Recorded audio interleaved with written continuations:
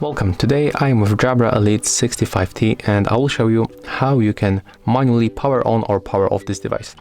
So in most cases, when you open the case and remove them from the charging case, they will be connected automatically with your smartphone. As you can see, like in my case, they are disconnected. But if you have any problem and they cannot connect, or you just want to turn them off, you have to click and hold the right one for the 3 seconds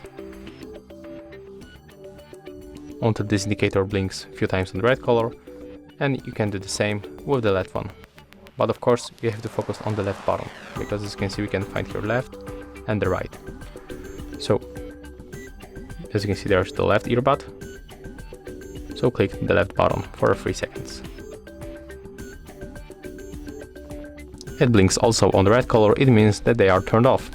And to turn them on, do the same with the right one, so click and hold for 3 seconds.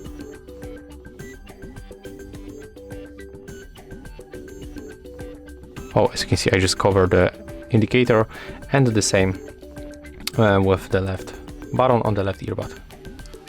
So when it blinks on the blue color, it means that we are connected. And I just moved them to the pairing mode manually because I just hold it for 5 seconds, not on the 3. And that's why we have to pair them one more time.